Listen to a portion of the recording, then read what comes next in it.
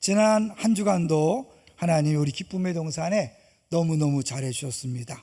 잘 아시는 것처럼 어저께 임직식이 너무 은혜 가운데 잘 진행됐는데, 무엇보다도 우리 44명 전체가 한 명도 빠짐없이 다 임직받아서 정말 감사합니다.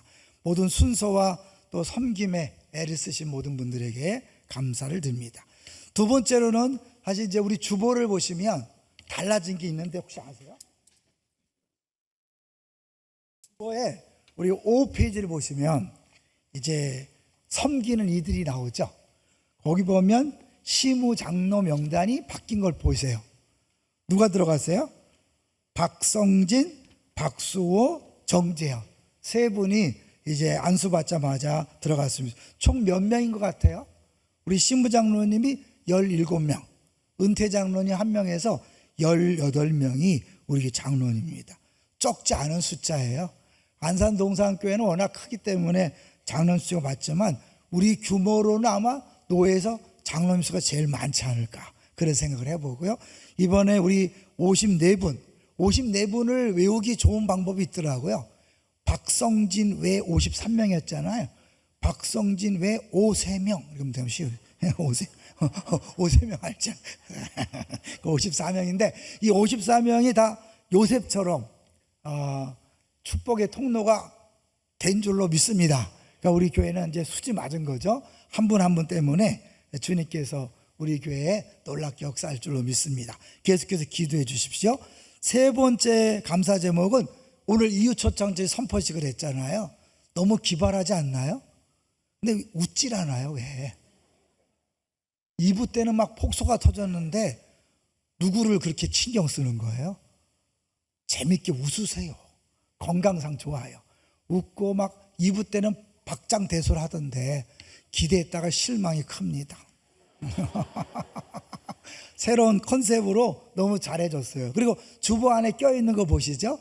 이게 초대장인데 문누구님을 예수님의 이름으로 초대합니다. 거기다 하나님 쓰면 안 됩니다.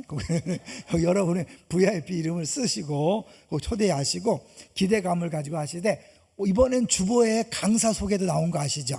강사, 우리 주보에 보시면 중간에 강사 소개도 나왔어요. 읽다 보면 정말 놀라운 은혜가 있을 것이라는 기대감이 있습니다. 뭐 기대하시면서 기도하시면서 우리 조과장이 박 부장을 초청한 것처럼 여러분 초청해 주시면 감사하겠습니다. 자, 이상으로 감사 제목을 마칩니다. 제목을 같이 볼까요? 제목은 약함을 자랑하라. 약함을 자랑하라. 말 됩니까? 안 됩니까? 말도 안 되는 거죠. 우리는 강함을 자랑하는 세상에 살고 있기 때문에 약함을 자랑한다는 게 이해가 안 되죠. 1등만 기억하는 더러운 세상. 그리고 뭐니면 해도 더 강해져라, 더 세져라, 약점을 보이면 안 된다, 이런 세상에 살고 있기 때문에 교회를 다니면서도 약함을 자랑한다는 것을 생각하지 못하는 거죠. 오늘 마침 임직식 바로 다음 날 이 본문과 제목을 주셔서 너무 감사해요. 우리 새로 직분을 맡은 분들이 정말 오늘 말씀을 듣고 그렇게 살았으면 좋겠고요. 기존에 임직받은 분들과 모든 성도님들이 약함을 자랑하는 교회가 되어서 정말 누구나 우리 교회 오면 긴장하지 않고 편안하게 신앙생활 하게 되기를 주의 이름으로 축원합니다. 여러분, 강함을 자랑하면 어떻게 해요? 끊임없이 비교하고 경쟁하고 시기 질투하고 뒷담화하는 거예요. 그런데 약함을 자랑하면 뭐예요? 누구나 적응할 수 있죠. 누구나 길을 펴고 어깨를 펴고 신앙생활 할 수 있는 거예요. 왜요? 세상과 다른 약함을 자랑하기 때문이죠. 제가 이제 말씀을 준비하다가 어제 우리 조상구 목사님이 설교 중에 소개한 그 윤동주의 뭐라 그랬어요? 십자가 한번 찾아보라 그랬어요. 이제 그 AI한테 제가 윤동주의 십자가를 찾아주라 그랬더니 엉뚱한 걸 보여주는 거예요. 근데 분명히 조 목사님이 소개했던 부분이 없어서 야, 좀 이상하다, 다시 찾아봐. 그랬더니 다시 찾아주더라고요. AI 너무 믿지 마세요. 얘가 너무 교만해. 얘가 모르면 모른다고 해야 되는데 엉뚱한 걸 찾아놓고 진짜처럼 얘기해요. 한번 같이 읽어보겠습니다. 같이 읽어봅니다. 시작. 쫓아오던 햇빛인데 지금 교회당 꼭대기 십자가에 걸렸습니다. 첨탑이 저렇게도 높은데 어떻게 올라갈 수 있을까요? 종소리도 들려오지 않은데 휘바람이나 불며 서성거리다가 괴로웠던 사나이 행복한 예수 그리스도에게처럼 십자가가 허락된다면 모가지를 들이우고 꽃처럼 피어나는 피를 어두워가는 하늘 밑에 조용히 흘리겠습니다. 네, 우리 조 목사님 어떤 부분을 인용했죠? 괴로웠던 사나이 행복한 예수 그리스도에게처럼 십자가가 허락된다면 그 내용으로 풀어가는데 너무 감동이 됐어요. 제가 큰 은혜를 받았어요. 하나 더 보여줄게요. 다시 너무 빨리 없앴어. 빨리 보여줘. 제가 진짜 보고 싶은 거는 맨 뒷줄, 맨 마지막이 뭐예요? 조용히 흘리겠습니다. 오늘 제목이 약함을 자랑하는 건데 조용히 흘린다는 것이 어울리지 않잖아요. 근데요, 이 조용이란 단어를 묵상하다 보니까 사실 오늘 설교가 더 은혜가 됐어요. 왜냐하면 인간은요, 조용히 살 수 없는 존재예요. 자랑하지 않고는 견딜 수 없는 존재예요. 동의하십니까? 잘하며 자랑거리가 없으면 살 가치를 못 느껴요. 왜 자살합니까? 나는 아무 가치 없는 존재야. 살아야 될 이유가 없어. 자랑거리가 없기 때문에 그런 거거든요. 그러니까 자랑을 반드시 해야 돼. 그런데 성경에서는 약함을 자랑하라 그래. 그러니까 우리 자랑하지 말라고 하면 못 살아요. 대신에 자랑의 내용을 바꿀 때 행복할 수 있는 거죠. 오늘 그걸 한번 보겠습니다. 자, 먼저요, 이 사도 바울이 11장 1절에 자기 어리석은 것을 용납해 달라 그래요. 왜 그러나 볼까요? 11장 1절입니다. 11장 1절 시작. 원하건대 너희는 나의 좀 어리석은 것을 용납하라. 청하건대 나를 용납하라. 어리석은 걸 용납해 달라요. 그러면서 쭉 뭘 얘기하냐면 사실 자랑하는 건 어리석은 일이다. 그런데 내가 자랑 좀 하겠다. 어리석은 일이지만 봐줘라. 왜 그럴까요? 이 거짓 사도들이 자기의 스펙을 자랑하고 바울 사도를 거짓말쟁이로 몰고 가니까 니네 그래? 자랑 한번 해볼까? 이열치열로 우리 일본 박수 보여주면 이열치열 작전을 쓰는 거죠. 이열치열 뭔지 아시죠? 더운 여름철에 삼계탕 먹는 거 이열치열이잖아요. 열을 열로 다스리는 거죠. 이 거짓 사도들이 자랑질을 하니까 니네 자랑? 그래 한번 자랑해볼까? 그러면서 고린도 교인들에게 내가 어쩔 수 없이 한번 자랑할 테니까 좀 봐줘라 그런 거죠. 그리고 나서 어떻게 해요? 11장 1절부터 쭉 얘기한 다음에 이야기를 하면서 자기가 자랑하는데 뭘 자랑하는가 한번 같이 보겠습니다. 우리 21절 오늘 본문입니다. 오늘 본문 21절 시작. 나는 우리가 약한 것 같이 내가 욕되게 말하노라. 그러나 누가 무슨 일에 담대하면 어리석은 말이나마 나도 담대하리라. 좀 말이 어려워요. 이 본문 자체가 어렵기 때문에 해석이 다양한데 그중에 좀 쉽게 이해할 수 있는 번역이 있어서 소개해 보려고 그래요. 표준 새번역이라는 쉽게 번역한 성경이 있는데 여러분 이 본문 21절을 눈으로 보면서 제가 읽는 거를 귀로 들어주세요. 자, 21절입니다. 부끄럽지만 터놓고 말씀드립니다. 우리는 너무나 약해서 그렇게는 하지 못하였습니다. 그러나 누가 감히 자랑을 하려고 하면 나도 감히 자랑해 보겠습니다. 내가 어리석은 말을 해보겠다는 말입니다. 계속해서 어리석다는 표현을 쓰면서 어쩔 수 없이 내가 자랑을 해보겠습니다. 그리고 나서 22절, 23절 한번 읽어볼까요? 22절, 23절 시작. 그들이 히브리인이냐 나도 그러하며 그들이 이스라엘인이냐 나도 그러하며 그들이 아브라함의 후손이냐 나도 그러하며 23절 그들이 그리스도의 일꾼이냐 정신없는 말을 하거니와 나는 더욱 그러하도다. 잠깐 멈추세요. 여기 보니까 나도 그러하며 너희들이 스펙을 자랑하는데 야 스펙을 따지면 니네 나한테 잽도 안 돼 그런 거죠. 그리고 나서 이제 그 다음에 스펙이 아니라 그들이 자랑하지 못하는 내용을 자랑하는 거예요. 뭘까요? 내가 수고부터 해볼까요? 시작. 내가 수고를 넘치도록 하고 옥에 갇히기도 더 많이 하고 매도 수없이 맞고 여러 번 죽을 뻔하였으니. 25절까지 읽어볼게요. 시작. 유대인들에게 40에서 하나 감한 매를 5번 맞았으며 3번 태창으로 맞고 1번 돌로 맞고 3번 파선하고 이 죄를 깊은 바다에서 지냈으며. 네, 너희들의 스펙 내가 당연히 더 많이 가졌어. 그러나 나는 사실은 더 많이 고난당한 거, 이거를 자랑한다. 사실 우리가 지난주 설교를 들어 기억한 게 맞지만 이 거짓말쟁이들이 뭘 갖고 공격했어요? 네가 하나님과 함께하는 사도라는데 왜 이렇게 고난이 많냐? 근데 바울이 얘기하는 거예요. 이 고난은 하나님이 함께 하시는 증거야. 이 고난 때문에 하나님이 더 역사하는 거야. 그렇게 말하고 있는 거예요. 그러면서 30절을 보세요. 30절 시작. 내가 부득불 자랑할진대 내가 약한 것을 자랑하리라. 내가 굳이 자랑한다면 너희들처럼 강한 걸 자랑하는 게 아니라 약한 것을 자랑하겠다고 하는 거죠. 왜 그럴까요? 왜 약한 걸 자랑할까요? 우리 12장 10절로 넘어가 볼게요. 12장 10절 시작. 그러므로 내가 그리스도를 위하여 약한 것들과 능욕과 궁핍과 박해와 공고를 기뻐하노니 이는 내가 약한 그때의 강함이라. 왜 약함을 자랑하냐면 내가 약할 때 진짜 강함이 나타난다는 거예요. 누구의 강함일까요? 하나님의 강함이 나타나는 거죠. 그래서 구조를 보시면 사실 바울 사도가 3번 기도했죠. 뭐 때문에 기도했어요? 가시를 해결해 달라고. 이 사도 바울은 굉장한 고통스러운 질병이 있었어요. 그러니까 학자들이 통일되질 않아요. 어떤 사람은 안질이다, 눈병이다. 어떤 사람은 간질이다. 간질 아시죠?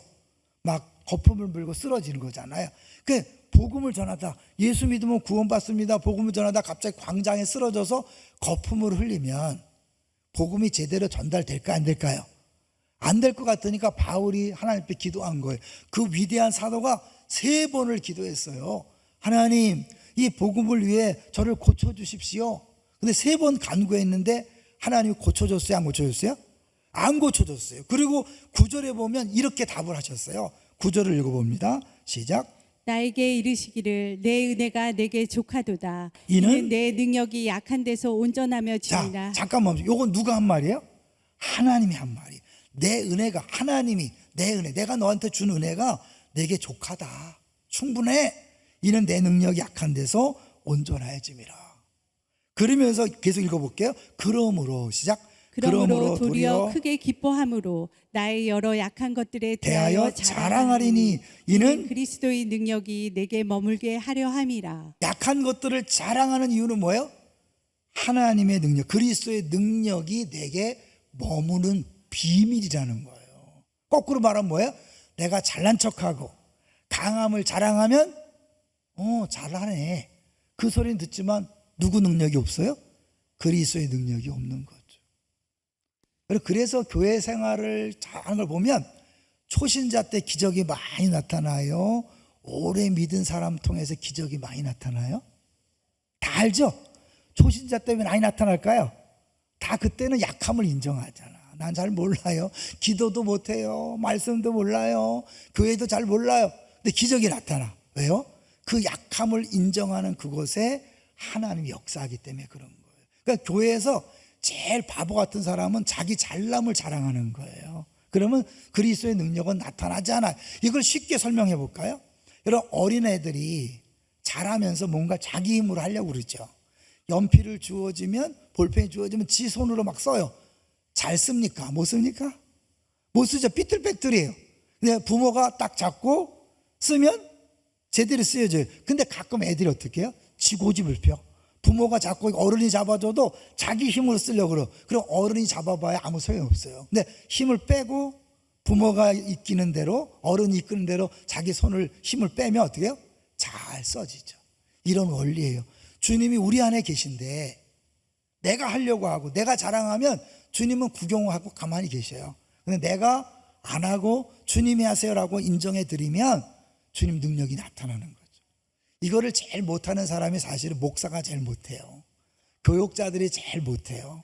내가 해보려고 그래. 그러니까 은혜가 안 나타나는 거예요. 설교는 잘할 수 있어도 은혜가 안 나타날 수 있어요. 또 그 다음에 뭐 찬양 인도자들이 조심해야 돼요. 찬양 인도자들이 은혜를 끼치려고 하면 위험해져요. 그러면 노래는 잘하지만 은혜는 없는 경우가 많이 있어요. 순장님들이 조심해야 돼요. 내가 한번 잘해버리라, 그 순장님이 잘해버리라는 그것 때문에 순원들에게 은혜가 없어요. 그래서 제가 우리 순장들한테 늘 얘기하는데 절대 말하지 마라. 말 많이 하는 순장은 나쁜 순장이다. 자기 성경을 지식 자랑하고 자기 실력을 자랑하면 자기는 폼나지만 뭐예요? 순원들은 죽는 거예요. 주님이 역사하지 않으니까.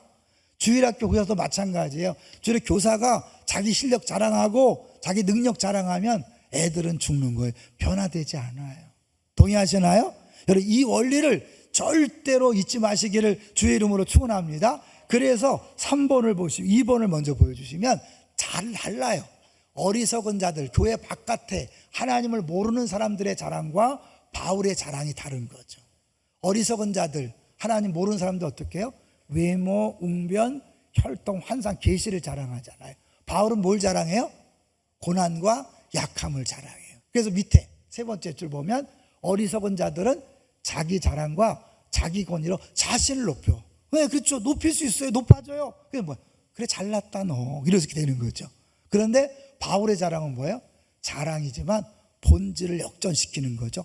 강함을 자랑하는 게 아니라 약함을 자랑해서 나는 사라지고 주님만 높아지고 주의 능력이 나타나는 거죠. 이번에 임직 받으신 분들이 직분을 받고 나서 내가 뭐 장로가 됐으니까 한번 멋있게 잘해버리라. 돼야 안 돼요? 안 돼요. 더 아무것도 아니라고 이야기하셔야 돼요. 옆에서 장로가 돼가지고 왜 그러지? 안수집사가 돼가지고 왜 그러지? 네. 그래요, 난 약한데 주님이 세우셨어요. 그래서 감사해. 이렇게 돼야 되는 거예요. 어저께 우리 조상구 목사님 설교 중에 기억나는 말 있어요? 괜히 폼 잡지 마라. 폼 안 난다. 교회에서 폼 잡으려 하면 폼 안 난다. 딴 사람은 다 이상하게 보는데 혼자만 폼 잡는다. 그런 교회는 폼 잡는 데가 아니에요. 오히려 자 약함을 드러내는 거예요. 그렇기 때문에 교회는 누구나 와서 적응할 수 있는 거예요. 누구나 와서 일할 수 있는 거예요. 누구나 다 일꾼이 될 수 있는 거예요. 주님은 똑똑한 사람 쓰지 않습니다. 실력 있는 사람 쓰지 않습니다. 누굴 쓴다고요? 자기 약함을 인정하고 약함을 자랑하는 사람을 쓰는 거예요. 자주 말씀드렸죠. 주님은 유능한 사람이 아니라 유용한 사람을 쓰신다. 하나님이 쓰시기에 합당한 사람을 쓰시는 거예요. 그리고 보통 그러죠. 저 사람 교회 나오면 큰 일꾼 될 것 같아요. 주로 누구한테 얘기해요? 세상에서 잘하는 사람이 교회 나오면 잘할 것 같죠? 아니, 주님이 안 써요. 그걸 내려놓고 약함을 인정할 때 쓰는 거예요. 우리 약함을 인정해서 쓰임받은 대표적인 인물이 안산에 있어요. 김모중 목사님 아세요? 네? 김모중 목사님. 그분은 사실 제가 볼 때 한 70%는 과거를 울고 먹고 사시는 분이야. 그분이 막 설교를 잘해서 은혜가 하는 게 아니라 그분의 간증이 대부분의 지방에 가면 사람들이요 되게 이러고 있대. 이러거든. 그래 뭐 동산고. 근데 갑자기 내가 7살 때부터 화터치기 하고 막 이러면서 이렇게 그러면 벌써 이 사람들이 이거 내려온대. 이렇게 내려와 점점 더 고개가 앞으로 간대. 여러분, 설교를 잘하고 스펙을 자랑해서 마음 여는 게 아니에요. 자기의 약함, 부끄러움을 고백할 때 사람들이 마음을 열고 주님이 일하시는 거예요. 더 놀라운 건 뭔지 아세요? 지금 동산고 교목으로 있는 임추로 목사님이 처음 왔을 때 이야기예요. 이 사람은 이제 아버지가 백수무당에서 박수무당 알죠? 남자인데 무당이잖아요. 그러니까 집안이 꼴이 아니야. 그래서 막 중학교 때부터 가출하고 담배 피우고 막 엉망진창으로 살았어요. 그런데 목사가 돼서 안산 동산교회 오기 전까지는 그 얘기를 일지 안 했어. 비밀로 했어. 왜?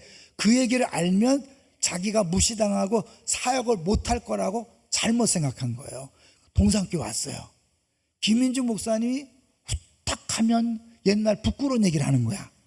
여러분, 내 부끄러운 과거가 있는 사람은 부끄러운 얘기를 듣기 좋아해요? 싫어해요? 싫어해.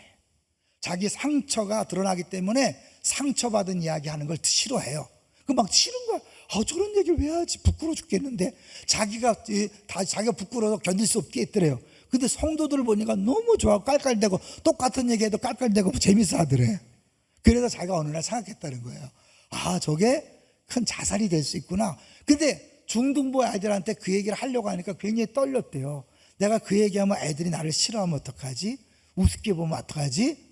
목사로서 존경하지 않으면 어떡하지? 라고 생각했다는 거예요. 근데 용기를 내서 했어요. 사실 중학교 때부터 우리 집이 아버지가 박수무당이고 해서 가출하고 담배 피고 막 그랬다. 애들이 어떻게 했을까요? 싫어했을까요? 더 좋아했을까요? 더 좋아했어요. 그래서 제 형제인데 저보다 인기가 많았어요. 그러고 나서 깨달은 거야. 이 상처가 숨기면 부끄러움으로 남지만 고백하고 자랑하면 자산이 되는구나. 우리 계속 깨닫고 치유된 상처는 자산이다. 여러분 이걸 알면 교회 와서 부끄러워할 사람 아무도 없는 거예요. 누구나 와서 어깨 피고 당당하게 신앙생활 할 수 있는 거예요. 여러분 어떤 교회를 원하세요? 와서 눈치 보고 누가 더 잘 사나? 누가 더 스펙이 좋나? 누가 더 멋있나? 이런 거 비교하는 교회를 원하세요? 누구나 와서 자유스럽게 신앙생활하는 교회를 원하세요? 누구나 자유스러운 교회 원하시죠? 그럼 뭐 해야 돼요? 여러분 나부터 부끄러운 과거를 숨기지 말고 고백하고 드러내고 더 나아가서 자랑하는 주인공들 되시기를 주의 이름으로 축원합니다. 그러면 모든 사람이 와서 자유롭게 신앙생활 할 수 있는 거예요. 너무나 많은 사람들이 교회 와서 너무 폼을 잡아. 인상 빡 쓰면서 약점으로 안 잡히려고. 그리고 가면을 쓰고 점잖은 자세로 하다가 집에 가면 힘들어 죽겠어. 근데 안 나오는 거예요. 여러분 교회는 더 편하셔야 돼요. 여러분 집보다 더 편하셔야 돼요. 할렐루야. 왜요? 교회는 여러분의 스펙을 보고 외모를 보고 학력을 보고 평가하는 곳이 아니라 다 하나님의 창조물이요 예수님이 사랑하셔서 대신 죽은 존재로 아는 곳이라는 것을 여러분 보여주시기 바랍니다. 자, 그리고 그 다음에 4번을 보여주시면 4번을 보세요. 4번을 보여주시면 이 팀켈러 목사 이런 말을 했어요. 같이 읽어볼게요. 시작. 복음은 우리의 상식을 거슬러 구원을 이룬다. 약함으로 강함을 이기고 죽음으로 생명을 낳는다. 네, 약함으로 강함을 이기는 거예요. 세상은 약하면 안 돼. 야, 약점 보이지 마라. 강해야 돼. 한 대 맞고 2대 때려야 돼. 막 그러잖아요. 근데 기독교는 뭐예요? 십자가에서 예수님이 죽으셨잖아요. 이 십자가 죽으면 멋있는 게 아니잖아요. 빨개 벗고 죽은 거예요. 제자들과 가족들 앞에서 빨개 벗고 죽었어요. 가장 수치스러운 죽음. 네가 메시아라면 내려와 봐라. 조롱하는데 아무 소리 하지 않고 매달려 죽은 것이 십자가예요. 그런데 십자가의 죽음을 통해 어떤 일이 벌어졌죠? 온 인류의 구원이 이루어졌잖아요. 그게 기독교예요. 그걸 믿는 기독교인들이 교회 와서 학력 자랑하고 재산 자랑하고 그러면 안 되잖아요. 죄송하지만 어떤 사람은 또 교회 크기를 자랑하시는 분이 있어. 제일 멍청하신 분입니다. 무슨 교회 크기를 자랑합니까? 모든 교회가 다 주님의 몸인데 할렐루야. 딴 사람이 교회 자랑하면 아유 참 아직 멀었다 이렇게 생각하시면 돼요. 자 이제 5번 한번 보세요. 5번 이 자랑이란 단어가 고린도후서에 너무 많아. 바울 사도가 자랑 얘기를 계속해요. 왜 자랑 얘기를 저렇게 많이 할까요? 이유가 있어요. 그 다음에 6번을 보시면 이 자랑이란 개념을 가지고 바울 사도가 사실은 생각을 뒤집어 놓는 거예요. 첫 번째 읽어볼까요? 첫 번째 줄 시작. 세상의 기준을 전복시키는 신학적 수단. 무슨 기준이에요? 세상은 강해야 돼, 높아져야 돼, 많이 가져야 돼, 세져야 돼. 약함을 보이면 안 돼. 옛날에는 한국교회가 그랬어요. 그래서 목사가 화장실도 안 갔어. 왜? 같이 오줌 누다가 발견되면 우습게 볼까 봐. 아니야, 우리는 다 같이 괜찮아요. 약점을 보이는 거 두려워하지 않는 거죠. 왜? 교회는 약함이 오히려 강합니다. 두 번째 읽어볼까요? 사도 바울의 사역의 진정성을 드러내는 자기 방어 장치. 네, 그들이 자랑하니까 니네 자랑하는 거 난 더 많아 이것들아. 그리고 그게 중요한 게 아니라 그리고 약함을 자랑하면서 이제 본인의 사도성을 이제 보호하는 거죠. 세 번째, 하나님의 은혜와 능력을 드러내는 도구. 왜 자랑이 하나님의 은혜와 능력을 드러내는 도구가 될까요? 약함을 자랑할 때 하나님의 능력이 나타나기 때문에 그걸 얘기하는 거죠. 마지막 시작. 공동체의 성숙한 연합을 격려하는 목회적 표현. 공동체가 되려면 어떻게 해요? 서로 비교하면 됩니까? 안 됩니까? 안 되죠. 비교하면 공동체가 안 돼요. 모든 사람이 다 소중하다 믿습니까? 소중하다는 걸 느끼려면 당신에 대한 하나님의 사랑은 언제나 100%를 인정하셔야 돼요. 그거 안 믿어지면 맨날 와서 교회는 돈 있는 사람만 좋아하는 거 아니야? 막 아니에요. 우리 교회 그렇지 않아요. 우리 교회는 제가 재정을 다 장로님한테 맡겼어요. 인사권도 다 맡겼어요. 저는 딱 우리 장로님들의 보직만 제가 결정해요. 나머지는 다 맡겼어요. 교회가 될까 안 될까요? 망하지 않을까요?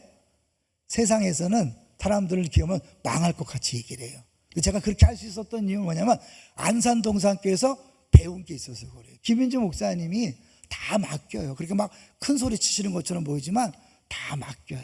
제가 행정목사 할 때 그 큰 교회 모든 인사권 이런 것들 다 책임지고 했어요. 대단한 거죠. 그 큰 교회 다 맡겨도 되더라고요. 제가 그래서 우리 교회에 맡겨도 된다는 걸 알았어요. 근데 더 맡길 수밖에 없었던 이유가 뭐냐면 제가 이 한국교회에 아주 고질적인 병폐를 발견했어요. 뭔지 아세요? 장로님들이 너무 세다는 거예요. 네? 우리 교회 얘기가 아니라 한국교회 대부분 문제 생기는 교회 보세요. 뭐예요? 다 목사와 장로의 싸움입니다. 근데 가만히 보면 왜 그런가? 담임 목사의 책임이 크더라고요. 담임 목사님이 섬김을 설교하고 사랑을 설교하고 십자가를 설교하고 자기 부인을 설교하고 내려놓음을 설교하는데 뭐예요? 힘은 다 갖고 있어요. 모든 힘은 담임 목사에게로. 그렇죠? 여러분도 껐떡하면 담임 목사님 어떻게 생각? 제 생각을 묻지 마세요. 우리 교회는 제가 결정하지 않습니다. 절대로 제가 결정하지 않고 함께 우리 교육자들이 결정하고 장로님들이 결정합니다. 그래도 교회가 여기까지 왔잖아요. 제가 그 원인을 보니까 목사가 힘 쏘는 법을 가르쳐 준 거야. 그러니까 장로님이 다 보고 있는 거죠. 설교는 저렇게 하지만 말론 섬기지만 힘으로 푼다. 말론 자기 부인이지만 자기 과시로 푼다. 이걸 보고 배운 거야. 근데 개척한 목사님한테는 배들지 못하다가 그 목사님이 은퇴하고 다음 목사님이 오면 힘을 쓰는 거야. 동의하시나요? 그래서 안산동산교회 수많은 부목사들이 청빙 받아갔다가 자 지금 시들시들 죽어가고 있어요. 가서 내가 새벽기도 한번 얘기했죠. 어느 그 공항 옆에 있는 교회 가신 목사님은 갔더니 목사님하고 장로님하고 막 싸워갖고 한 10년을 싸웠대. 갔더니 막 말이 많아갖고 한번 다 얘기해봐라. 소원수를 받아봤더니 무려 248가지가 나오더래. 248가지. 그래서 248가지를 당회에서 다 정리해갖고 그거를 하나씩 풀어갔대요. 교회 건축 빼놓고는 다 풀어졌대요. 그리고 2년 뒤에 다시 물었대요. 또 요구할 사항이 있습니까? 없습니다 하더래요.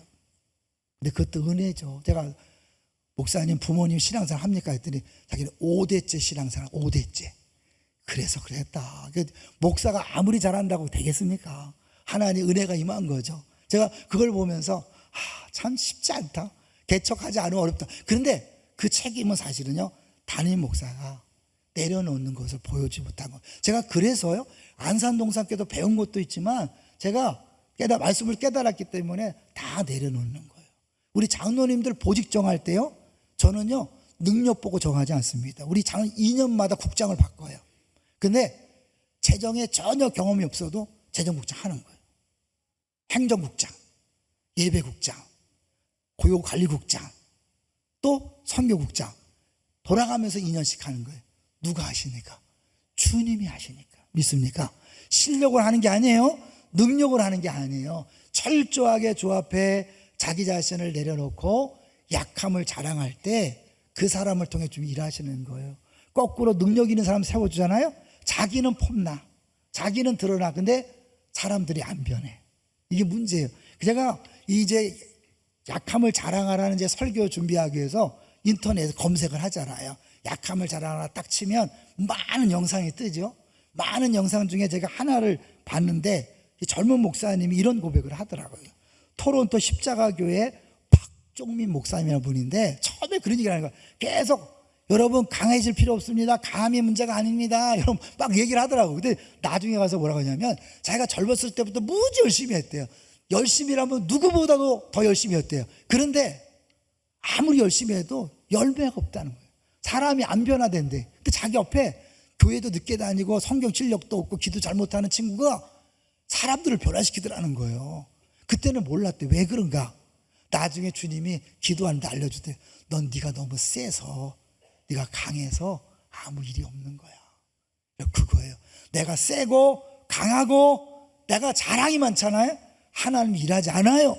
여러분 폼날지 몰라도 주변에 열매가 없어요.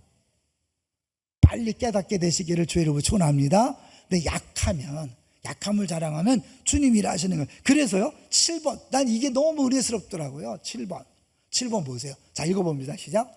진정한 회심은 자랑의 핵심이다. 우리는 자랑을 포기하지 않는다. 대상과 방식이 달라질 뿐이다. 절대로 포기하지 못합니다. 자랑하지 않으면 살 수 없는 게 인간의 존재. 내가 처음 얘기했죠. 조용히 어려워요. 그러니까 어떻게? 우리는 조용해라 자랑하지 말라가 아니라 뭐예요? 자랑의 대상을 바꾸는 거예요. 뭘로? 강함이 아니라 약함을 자랑하는 아름다운 축복의 통로 되시기를 주의 이름으로 축원합니다. 그래서 약함을 자랑하다가 하나님 일하심을 경험하는 거예요. 오, 되네? 내가 내려놔도 되네? 여러분 제가 20년 가까이 목회했는데 처음부터 제가 힘을 주지 않았어요. 계속 내려놓는 작업을 했어요. 우리 교회 지금 건강하잖아요. 어제 임직식도 얼마나 잘 진행돼요. 저는 오로지 사회만 봤을 뿐이에요. 나머지는 우리 장로님과 우리 교육자들이 다 준비했어요. 잘 되잖아요. 목사가 다 해서 되는 게 아니에요. 주님이 하셔야 돼요. 믿습니까? 그래 이제 마지막 8번을 보겠습니다. 질문들 한번 여러분 스스로에게 질문해 보세요. 자, 첫 번째 시작. 나는 무엇을 자랑하는가? 두 번째. 내 자랑의 중심은 무엇인가? 세 번째. 나의 약함은 하나님의 능력을 드러내는 통로인가? 숨겨야 할 결점인가? 끊임없이 자기의 자랑을 하지. 왕년에 우리 어르신들 이제 왕년 얘기하지 마세요. 약함을 인정하세요. 나의 늙음을 인정하세요. 그러면 주님이 지금도 일하십니다. 믿습니까? 여러분 90대도 일하십니다. 100세가 돼도 주님 일하십니다. 그런데 끊임없이 나 옛날에 이런 사람이어서 아무 소용없어요.